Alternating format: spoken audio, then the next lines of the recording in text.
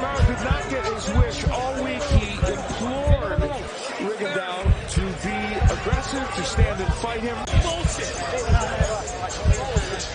Sean Gibbons, yeah, he is for Casimero, very animated there in the corner.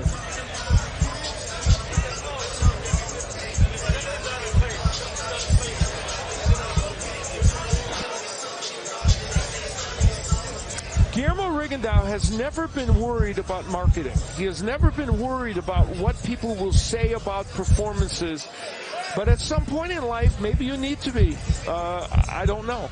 I didn't expect him to be this defensive in this fight.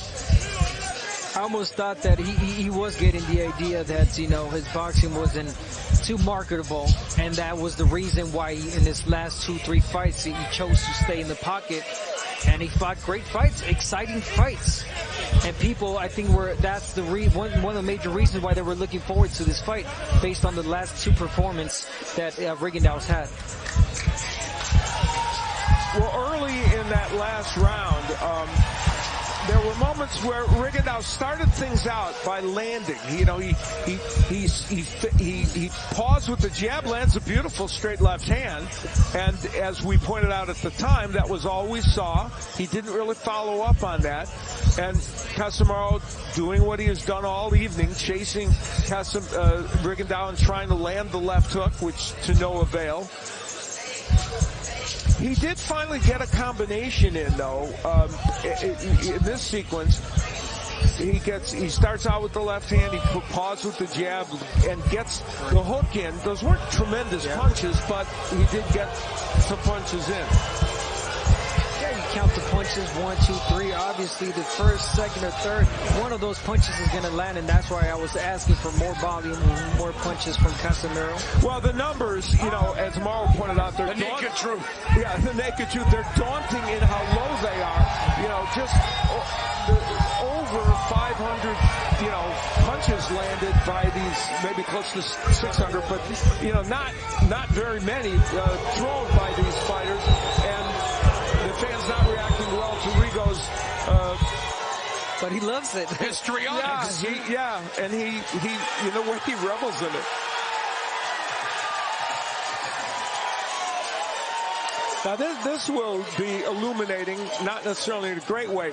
The number of punches according to show stats that have landed. Yeah, not one single double-digit landing by any fighter in it. So, you know, it's just, that's what this was. Wow. Well, we do have a decision. We are waiting with bated breath. Here's Jimmy Lennon Jr. Ladies and gentlemen, after 12 rounds of action, we have a split decision. Here are the score totals. Judge at ringside, Tim Cheatham scores the bout 115 to 113 in favor of Guillermo Rigondo. Judge at ringside, Daniel Sandoval scores the bout 116 to 112 in favor of Jonriel Casimero. And a third judge, Robert Hoyle, scores the bout 117 to 111 in favor of the winner and still champion, Jonriel Cuadro Alas Casimero.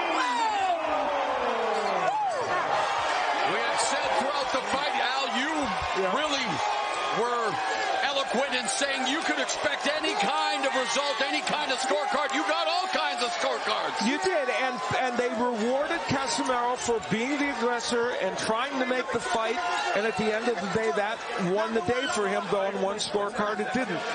Jonriel Casimero retains his 118-pound title. He improves to 31-4-4. The accomplished amateur and professional Guillermo Rigondo, he tastes defeat for the second time in 23 professional fights. Let's go to Jim Gray. All right, Mauro, thank you very much. John, you just told him he runs really well. How do you feel about this fight and the decision? You know, I'm excited because you know, Rigondo is a good boxer and two-time Olympians. 2 times Olympic. Yeah, 2 times Olympic gold medalist. So I'm worried because he said no run. Because okay, no run. But if no run, you're 3-round finish. I killed first round, but you know, no decision the referee. But I hit the yeah, right. How frustrating is it to fight a guy like this who's in such great condition but will not interchange and interact? You know, Very frustrating to fight a guy like that. yeah, I'm surprised because, you know, I'm respect to yeah. He's focused for the fight.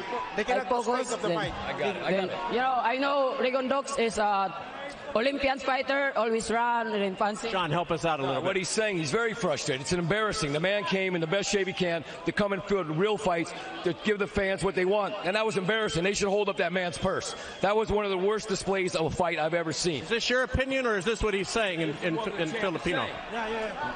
The champ agrees that was the worst performance that a guy ever did. Interpreter. No. You're good. Yeah, that's his opinion. I got it. You only connected in this fight on 47 punches. Okay, that can be a bad round for you sometimes, let alone an entire fight.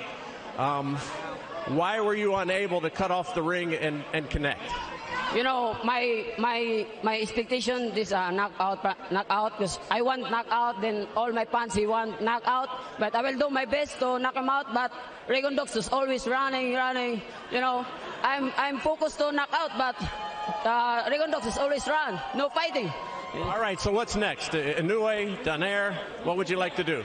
This is my plan. 3 people. First, Rigondo finish. Yep. And second, Donaire. And next, Inoue. That was colorful. Okay, congratulations. Guillermo, Felix de Jesus will translate.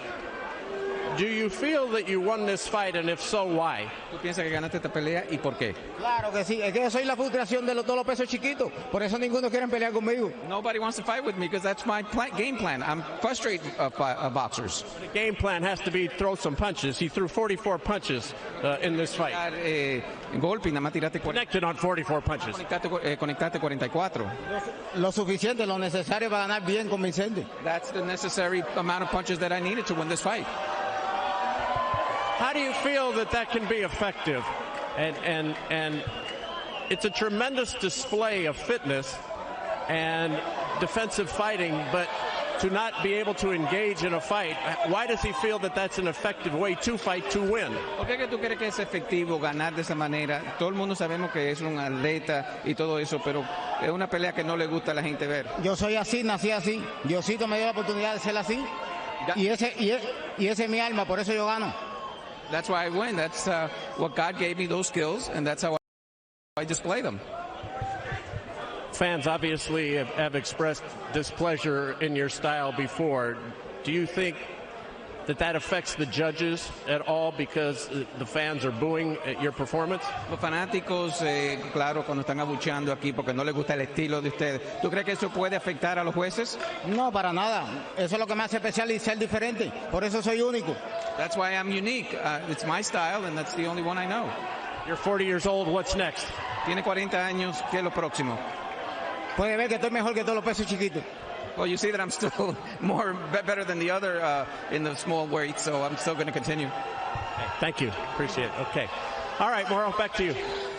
All right, thank you very much, Jim, and let's take a look at the official scores as we bring in our unofficial scorer, Steve Farhood. Oh, as we look at the official scores, you see Robert Hoyle scored 117-111 for Casimero. He gave Casimero rounds 8, 9, 10, 11, and 12, 5 in a row. Daniel Sandoval, who also scored for Casimero by 116-112, gave Casimero rounds 5, 6, 7, 8, and 9. So it was that kind of fight. You could see you see so many of the rounds either way. As we take a look at my unofficial card, I didn't think either fighter had very much momentum at any point.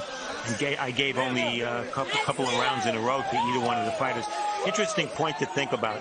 Judges are discouraged from scoring 10-10 rounds. If there was ever a fight where 10-10 rounds would have been called for, it would have been this one. And so if this fight had taken place years ago, we might have seen very different scorecards. All right, Steve, thank you very much. John Real Casimero going into this fight said, and I quote, "The fans want this to be a fight. I hope Rigondo doesn't run. If he does, this will be a boring fight." Let's go to Brian Custer. Mo, thank you. Yeah, you know what? Listen, the fans are who lost out on.